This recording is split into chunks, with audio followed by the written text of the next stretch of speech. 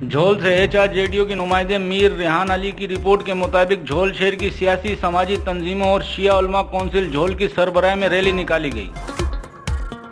Rally کے شرکاء کے ہاتھوں میں پلے کارڈ اور پمفلیٹ تھے جن میں حکومت کے خلاف اور دہشت گردوں کے خلاف نعرے درج تھے۔ شہر کی سیاسی اور سماجی تنظیموں کے سربراہان نے پشاور میں 62 سے زیادہ افراد کے شہید ہونے اور 197 سے زیادہ افراد کے زخمی ہونے والے افراد کو انصاف فراہم کرنے کے لیے امام بارگاہ صادقیہ سے شیعہ علماء کونسل کے مرکزی رہنما علامہ شاہد حسین شہیدی، علامہ رمیز علی رند، شیعہ علماء کونسل تعلقہ جھول کے صدر نور محمد ملوکانی، ضلع سانگڑ کے جنرل سیکرٹری عرفان علی لسکانی، جماعت اسلامی کے رہنما اویس مغل اور دیگر سیاسی اور سماجی تنظیموں کے رہنما اور شہریوں نے پشاور دہشت گردی کے واقعے کے خلاف نکلنے والی ریلی میں شرکت کی۔